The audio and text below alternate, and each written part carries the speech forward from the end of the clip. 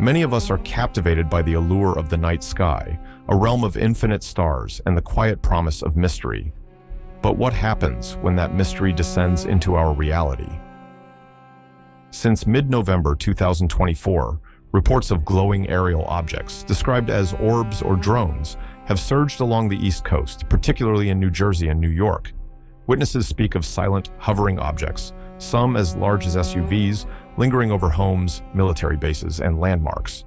While federal agencies attribute most sightings to misidentified drones, celestial objects, or lawful activities, their explanations do little to quell the public's unease. After all, how does one explain the behavior of something that seems to defy all logic, and why does it choose to linger over us? On a crisp December evening in suburban New Jersey, Alex Mitchell found himself drawn to his backyard. The air was bitterly cold, the scent of frost clinging to the breeze, but the night sky was mesmerizing. Above him stretched an ocean of stars, and amidst them, something distinct. Hovering just above the treetops was a glowing orb, its light shifting between soft amber and electric blue. Unlike any drone Alex had ever seen or designed, the object emitted no sound, no trace of propulsion. It was eerily still, as though watching. Alex squinted, his breath clouding in the frigid air.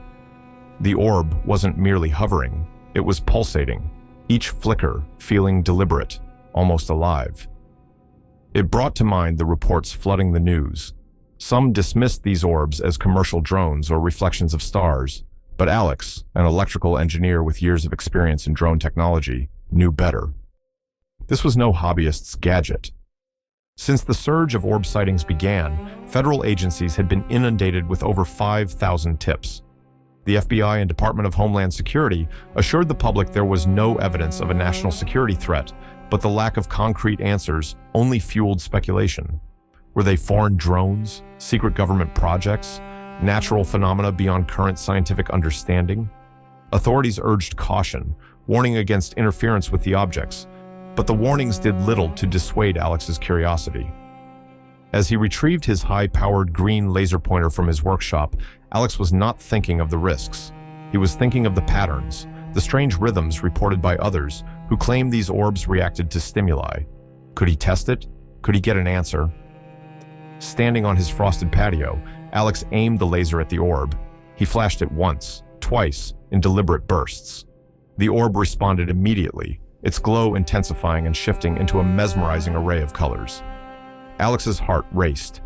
This wasn't a misidentified drone or celestial body. This was something else. Before he could act further, his surroundings began to distort. His porch light flickered violently, and his workshop tools buzzed to life in a chaotic symphony of electrical interference. His smartphone, sitting idle on the patio table, vibrated uncontrollably, its screen flooded with garbled symbols. Alex felt the air change.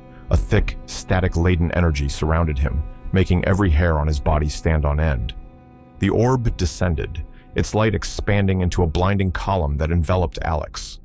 The world disappeared around him as his mind was inundated with visions, schematics of impossible technology, alien landscapes bathed in the eerie glow of twin suns, and structures that seemed to grow organically, yet geometrically perfect. It wasn't a dream or hallucination. The images carried weight, their presence in his mind like a jagged shard of foreign knowledge being forcibly embedded. He tried to scream, to move, but his body refused to respond. The light grew brighter, the vision sharper, until his consciousness splintered and he collapsed into blackness. When Alex woke, the orb was gone. Dawn's light crept through the trees, casting long shadows across his backyard. The air was still heavy, as though the night hadn't fully relinquished its grip. His body ached as he staggered into his house, barely able to register his surroundings. His workshop's fluorescent lights flickered as if responding to his presence. Something was wrong. The silence in the house wasn't peaceful. It was oppressive, as if it were holding its breath. Shaking off the lingering disorientation, Alex reached for his desk and began scribbling, his hands moving faster than his thoughts. Designs poured from him, blueprints for devices he didn't recognize, concepts he'd never conceived. He barely noticed the passing hours until an unfamiliar sound snapped him out of his frenzy. A faint tapping, steady and deliberate, coming from upstairs. He froze. The sound wasn't random. It wasn't the creak of an old house or a tree brushing against a window. It was calculated, precise. The hair on his arms stood on end as the tapping stopped, replaced by a faint hum, low and unsettling, vibrating through the walls. Grabbing a flashlight, Alex moved cautiously toward the staircase. His breath came in shallow gasps as he climbed, each step feeling like a mile. Reaching the top, he noticed a faint bluish glow spilling from the crack beneath his bedroom door. His heart thundered as he slowly pushed it open. The glow was coming from the far corner of the room, where a figure stood partially obscured by the shadows. It wasn't human, not entirely. Its proportions were wrong, its limbs too long and thin, its head too large. The figure turned, and Alex saw its face, or rather, the lack of one. Two enormous, pitch-black eyes stared back at him, reflecting the faint glow that seemed to emanate from its pale, almost translucent skin. The rest of its face was smooth, devoid of features, alien and unyielding. The figure didn't move, but Alex felt its presence in his mind. It wasn't speaking. It didn't need to.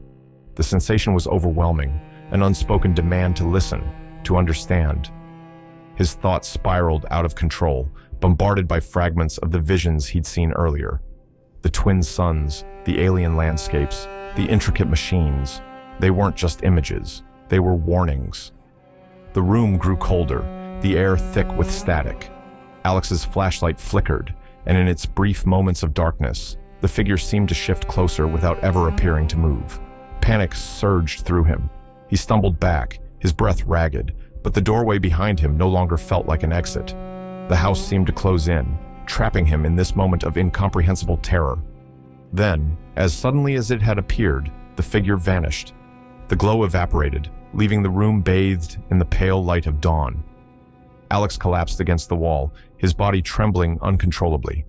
It was gone, but its presence lingered, heavy and inescapable. Hours later, Alex sat in his workshop trying to piece together what had happened. The schematics he'd drawn earlier were scattered across his desk, their details more intricate and alien than he remembered. He felt changed, his mind sharper, but the memory of the figure loomed over him. It wasn't just the orb, it was them, and whatever they were watching.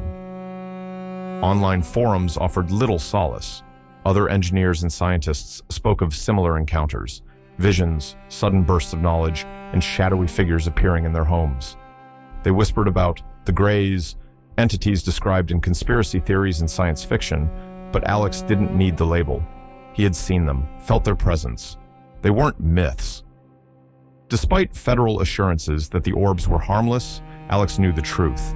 The sudden surge in sightings along the East Coast wasn't coincidence. The orbs weren't drones or reflections. They were scouts, messengers, preparing for something much larger. His dreams became darker, filled with visions of towering machines and massive gatherings of the Greys beneath alien skies. Each morning, he woke with new designs in his head, blueprints that felt like they belonged to someone or something else.